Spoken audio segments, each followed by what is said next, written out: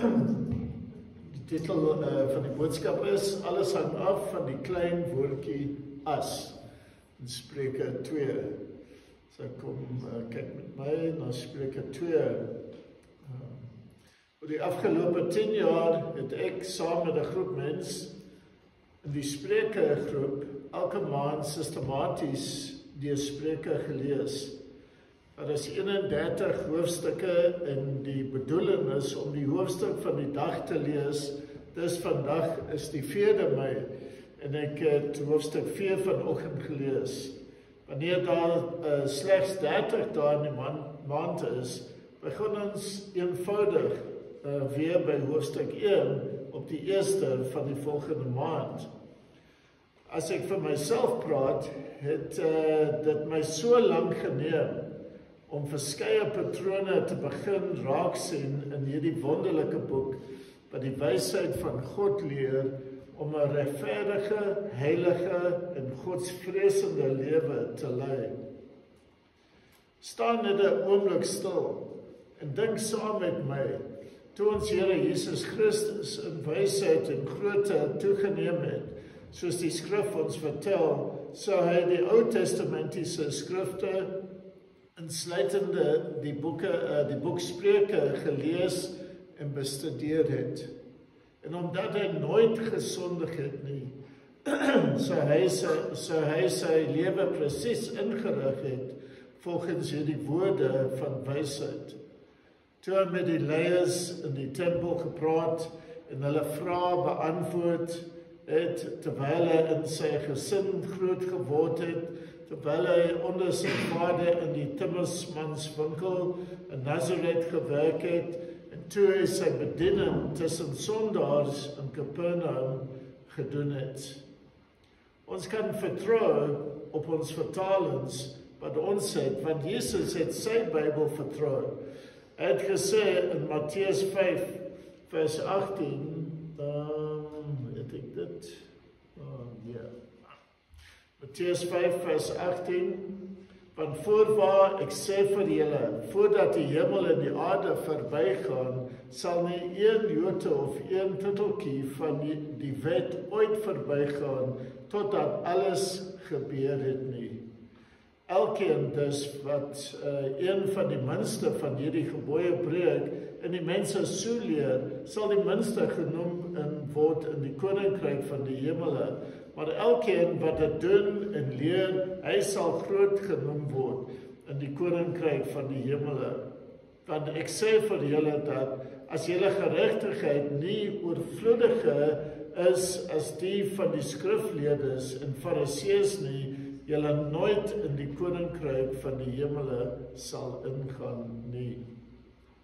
Kragtige woorde van ons verlosser.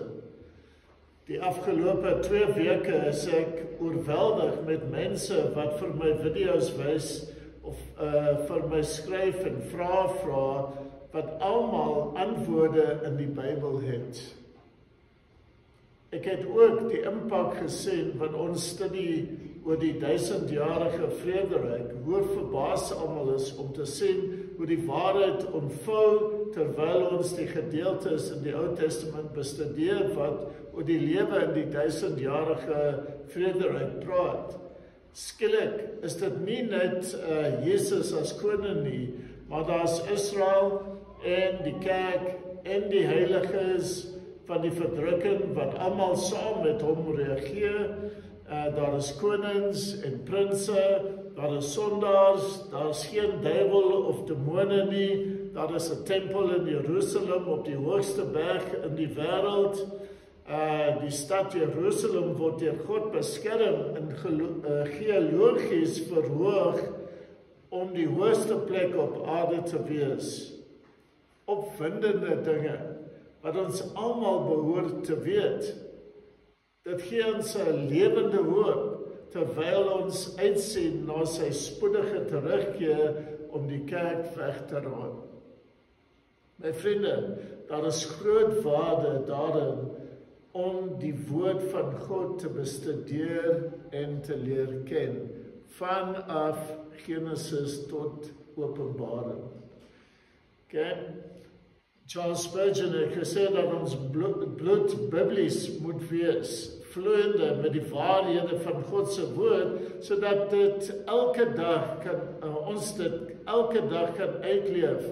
Ons kan wandel in die lig van sy woord. Ons kan dit gebruik as 'n lamp vir ons voete en 'n lig vir ons pad, en dit byderhand hê in al ons besluitneming, dit gebruik om siele te wen en dit gebruik om ons van die bose te bewaar. Kom kyk saam met my na Spreuke 2, wat begin met 'n vurige pleidooi van ons hemelse Vader om ons houding teenoor die bestudering van sy woord te verander. En alles hang af van die klein woordjie as. Ek het dit op die skerm. Spreuke 2 vers 1. My seun, as jy my woorde aanneem en my gebooie by jou bewaar, sodat jy oor laat luister na wysheid, jou hart neig tot verstand. Ja, as jy na die insig roep, na die verstand jou stem verhef, as jy daarna soek soos na silwer en dit na spier soos verborgde skatte. Daardie klein woordjie as maak 'n wêreld van verskil aan wat jy uit jou persoonlike studie en tyd in God se woord elke dag sal kry. Al hierdie voorwaardes, sê God, is nodig voordat hy jou wysheid en insig sal gee. God wil sien of jy hom opreg soek. Sy wil en insig werklik begeer om die regte redes. Ons kyk na Jakobus, hoofstuk 4 vanaf vers 3, en ons lees, julle bid en julle ontvang die, omdat julle verkeerd bid, om dit in julle welliste deur te bring. En noem hulle egbreekers en egbreeksters, weet julle dat nie, dat die vriendskap van die wêreld vyandskap teen God is nie? Wie dan 'n vriend van die wêreld wil wees, word 'n vyand van God. Of meen julle dat die skrifte vergeefs sê, met jaloersheid begeer die Gees wat in ons woon. Maar hy gee grote genade. Daarom sê hy, God weerstaan die hoogmoediges, maar aan die nederiges gee hy genade. Onderwerp julle dan aan God, weerstaan die duiwel, hy sal van julle wegvlug. Nader tot God, en hy sal tot julle nader. Reinig die hande, julle sondaars, en suiwer die harte, julle dubbelhartiges. Weer klaag, tree en ween. Laat julle gelag en treurigheid verander word in julle blydskap en bedruktheid. Verneder julle voor die Here en hy sal julle verhoog. Daar is 'n regte manier om by God se woord te benader as ons kom. En God ken ons harte en weet wanneer ons opreg is in ons soeke na waarheid, wat ons verhouding met hom sal verdiep en hom verheerlik. Now, I want to use an illustration that I heard many years ago in a slightly different context, but it's basically the same story. Christians were being persecuted in this country, come on say Ukraine. Churches were being burnt to the ground, and this could be in any one of the communist countries today. It could be anywhere north in Africa. These things are happening still, even in the States, could even be in Canada, because this type of thing is still going on. One Sunday morning during the service, Russian soldiers stormed into this church, brandishing AK-47 rifles, and demanded that only Christians remain behind. The rest were free to go. Many people ran for the door, jostling with each other to get through the doors, running for their motor vehicles and racing off down the road. The doors were then shut, and the soldiers turned to the people who had remained and said to them, "We too are born-again believers, and we want to worship with the true church of God. They then had an amazing spirit-filled time of fellowship, breaking bread together and worshiping God in spirit and in truth. Now that story is stuck in my mind. Are we true believers? Would we be running for our cars? I hope not. I hope that we would have stayed, no matter what may come. Yeah, you see, in those moments, God gives grace. God gives grace. Another story, 2 bishops, and I think the one was Polycarp, were going to be burned at the stake. And as they were walking towards, on that fateful day, walking towards the stake to which they would both be tied, the one turned to the other and said, I don't think I have enough grace to go through this. He said, brother, have you prayed? Yes, we both prayed this morning. He says, you don't need the grace now. You only need it once they light the fires. And when you get it, put your hand up. And that's exactly what happened. As he was burning, he put his hand up. The ropes had burnt off, and he put his hand up and got the grace and was burnt alive. Sure. Is jy 'n oprigtige gelowige? Glo jy waarlik in die God van hierdie Bybel? Het jy op Christus vertrou as jou persoonlike saligmaker en verlosser, omdat hy in jou plek aan die kruis van Golgotha gesterf het om die straf vir jou sondes te betaal, sodat jy vergewe, geregverdig en met die almagtige God versoen kon word? Ken jy hierdie Jesus wat vir jou gesterf het, begrawe is, maar weer liggaamlik uit die graf opgestaan het en na die hemel opgevaar het en nou aan die regterhand van die Vader sit? Sien jy elke dag uit na Jesus, in die hoop dat hy vandag vir sy kerk sal kom en sy oordeel oor die ongelowiges in hierdie wêreld sal begin? Lees jy sy lewende woord elke dag met die verwagting om van hom te hoor? Kom, ons kyk saam na hierdie volgende paar verse in Spreuke. Hy sê, dan sal jy die vrees van die Here verstaan en die kennis van God vind, want die Here gee wysheid. Uit sy mond kom kennis en verstand. En hy bewaar hulp vir die opregtes. Hy is 'n skild vir die wat regskape wandel, deurdat hy die paaie van die reg bewaak en die weg van sy gunsgenote bewaar. Dan sal jy geregtigheid en reg verstaan en regverdigheid, elke goeie pad. Kyk na hierdie wonderlike voordele daarvan om ernstig met God te raak. Jy sal hom verstaan, hom hoor, praat met jou, hom beter leer ken, want hy sal persoonlik met jou kommunikeer, sy wil vir jou en jou beskerm, soos jy jou aan hom en sy wil vir jou lewe onderwerp. Geloof is die skild. In Efesiërs 6 vers 16, wat ons beskerm teen die listige planne van die duiwel, teen die vuurige pyle wat ons vyand uitstuur. Die skild van geloof is gebaseer op ons begrip en kennis van die toepassing van God se woord in ons lewens. En as ons volgens sy woord leef, dan beskerm hy ons teen ons vyande. Ons lees in Filippense 2 vers 12 tot 13, die apostel Paulus aanmoedig hierdie gemeente met hierdie woorde.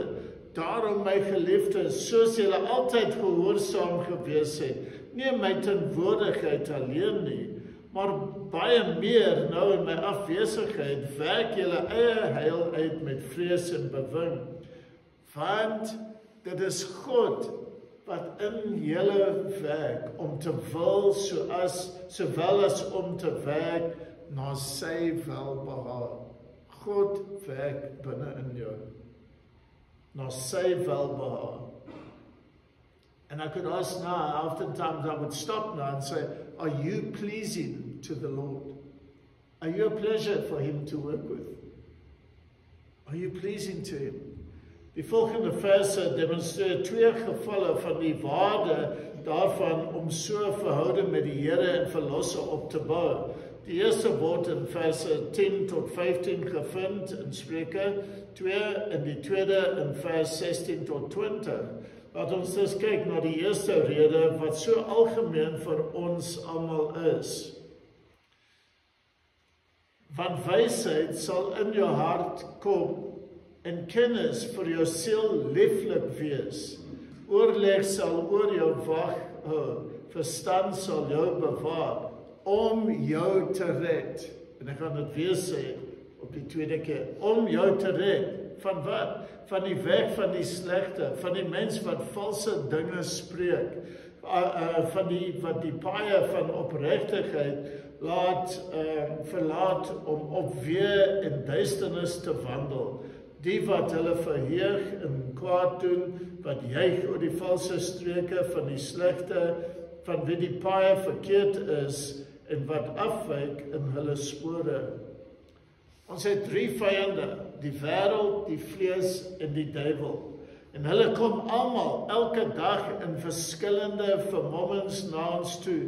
Of dit nou die geredde of ongeredde mense is, saam met wie ons werk. Die familielede in ons eie huishoudings en uitgebreide familie, deur die manier waarop ons leef en op mekaar reageer in ons verhoudings met hulle. Of deur die vuurige pyle van die bose wat ons versoek om te sonde, aangesien daardie pyle aantreklik is vir die begeertes van ons vlees en wat uniek is aan elkeen van ons. Ons almal staar hierdie uitdagings in die gesig wat as ons hulle navolg, ons van God sal weglei en ons persoonlike verhouding met hom sal skaad. Ons eindig op met sondig teen hom en sal moet bekeer en reg te maak met hom. En dit alles omdat ons versuim het om sy woord te volg.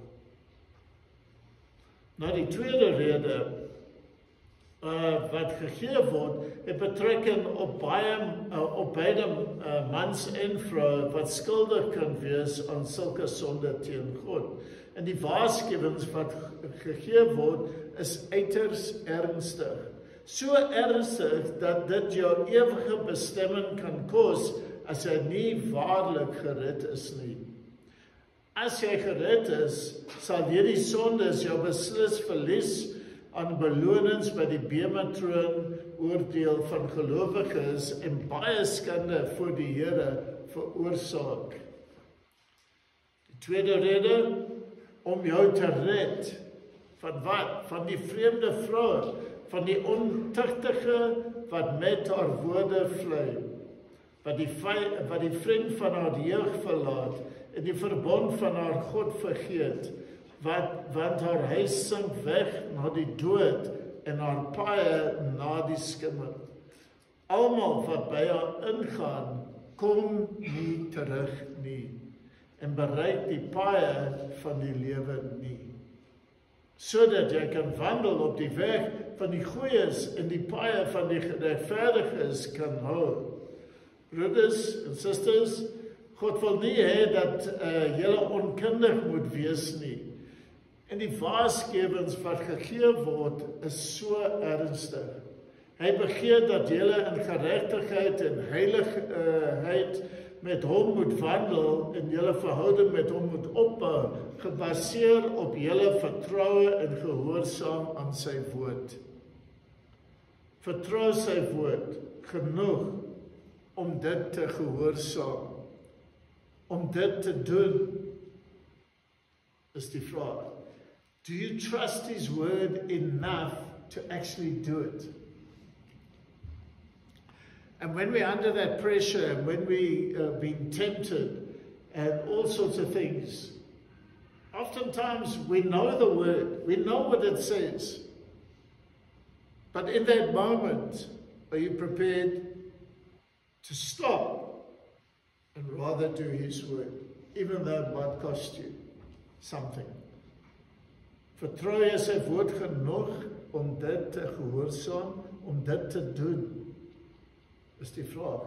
Alhoewel ons nie meer onder die Mosaïese wet leef nie, leef ons onder die wet van Christus en moet ons sy gebooie gehoorsaam. Luister aan wat Jesus vir sy disippels gesê het. In Johannes 14 vanaf vers 15, as julle my liefhet, bewaar my gebooie. En ek sal die Vader bid, en hy sal julle 'n ander trooster gee, om by julle te bly tot in ewigheid. Die Gees van die waarheid wat die wêreld nie kan ontvang nie, omdat dit hom nie sien nie, en hom nie ken nie, maar julle ken hom, omdat hy by julle bly en in julle sal wees. Ek sal julle nie as wese agterlaat nie, ek kom weer na julle toe. Nog 'n klein tydjie en die wêreld sien my nie meer nie, maar julle sien my, omdat ek lewe en julle sal lewe. En die dag sal julle weet dat ek in my Vader is, en julle in my, en ek in julle. Wie my gebooie het en die bewaar, dit is hy wat my liefhet. En wie my liefhet, hom sal my Vader lief hê, en ek sal hom lief hê en my aan hom openbaar. Dit hang af van ons gehoorsaamheid aan sy woord. Alles hang af van dit. En daar is nog een rede waarom dit so belangrik is. En dit kom alles neer op die seker maak dat ons geloof en verhouding met die Here opreg is. Want as ons dit verkeerd verstaan, is die einde te verskriklik om selfs te oordink. Kyk met my na die laaste 2 verse van Spreuke. Hy sê, want die opregtiges sal die land bewoon, en die regskapenes daarin oorbly. Maar die goddelose sal uit die land uitgerooi, en die ontroues sal daaruit weggeruk word. Dit praat nie net van die 1000-jarige vrederyk nie, maar ook van die nuwe hemele en die nuwe aarde. Jou ewige toekoms rus op jou persoonlike verhouding met die Here Jesus Christus. En ek het die ander dag vir iemand gevra, na die Bybelstudie, as jy vanaand sou sterf, waarheen sal jy gaan? En die antwoord wat ek ontvang het was, ons gaan almal hemel toe. Toe vra ek om weer, maar waarheen gaan jy? En hy het geantwoord, ons glo almal in Jesus, so ons gaan almal hemel toe. In beide gevalle het hy die verkeerde antwoord gegee. Daar was niks persoonlik daaraan nie. Jesus het vir Simon Petrus gevra of hy in hom glo, en Simon Petrus het geantwoord. En ons sien dit in Johannes 6 vers 66. Hierdoor het baie van sy disippels teruggegaan en nie meer saam met hom gewandel nie. Toe sê Jesus vir die 12, wil julle ook weggaan nie? Wil julle nie ook weggaan nie? En Simon Petrus antwoord hom, Here, na wie toe sal ons gaan? U het die woorde van die ewige lewe, en ons het geglo en erken dat U die Christus is, die Seun van die lewende God. Jesus antwoord hulle, het ek nie julle 12 uitverkies nie, en een van julle is 'n duiwel. En hy het bedoel, Judas Iskariot, die seun van Simon, want hy sou hom verraai, hy wat een van die 12 was. Jy sien, geliefdes, Jy kan nie namens iemand anders as jouself praat nie. Glo jy persoonlik in die dood, begrafnis en opstanding van Jesus Christus uit die dode vir die betaling van jou sondes wat jy teen God gedoen het? You can't talk on behalf of everybody. Each one must have that personal conviction. If you had to die tonight, where would you go? And you should be able to say, Cal, I've trusted in Jesus Christ as my Lord and Savior, something to that effect, because He died for my sins personally on the cross at Calvary, and I know where I'm going. Wow, what a difference. You can't say, well, we all believe that Jesus died. No, you can't talk on behalf of somebody else. Just speak on your own behalf. Where will you go if you had to pass away today? Maak seker. Okay. Ons lees in Openbaring, vers 21, vers 8, maar wat die vreesagtiges aangaan, en die ongelowiges, en die gruwelikes, en moordenaars, en oredes, en towenaars, en afgodedienaars, en al die leenaars, hulle deel is in die poel wat brand met vuur en swavel. Dit is die tweede dood. When these people, you know they're lying to you, you must ask them, have you ever read Revelation 21:8? Dominic Mark het vir my gesê, back in the day, he flew to Johannesburg and he was supposed to pick up a hired car. And when he got to that place, they said, oh no, the car, it was supposed to be here, but it's not here. It's at the next stop. And we're going to phone them, and then if you go there, then you can pick up the car. And he said, do you know what Revelation 21:8 says? I'm a Baptist preacher. It says, all liars go to the lake of fire. She said, let me just check for you. Yeah, if we said that more to people, because these days people just lie straight in your face. It's absolute nonsense, yeah. You must use that verse, Revelation 21:8. Go read that. See. In vers hoofstuk 22 vers 3, daar sal geen enkele vervloeking meer wees nie, en die troon van God en van die Lam sal daarin wees, en sy diensknegte sal hom dien. En dan die laaste vers 22 vers 15, maar buite is die honde en die towenaars en die oredes en die moordenaars en die afgodedienaars en elkeen wat leuns liefhet en doen.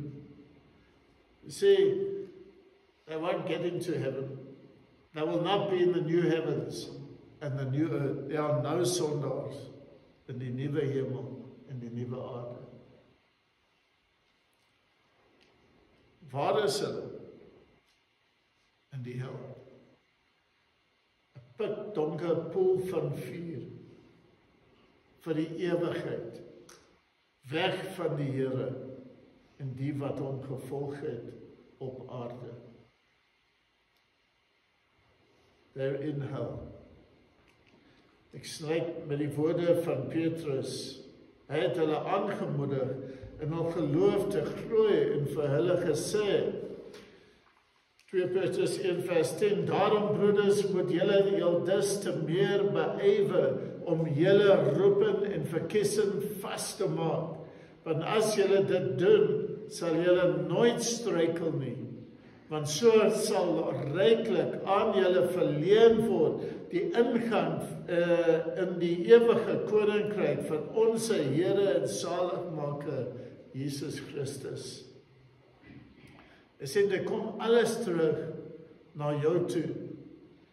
Jou houding, na die klein woordjie as, wat die kwaliteit en realiteit van jou Christelike lewe sal bepaal, beide nou en vir die ewig. Amen.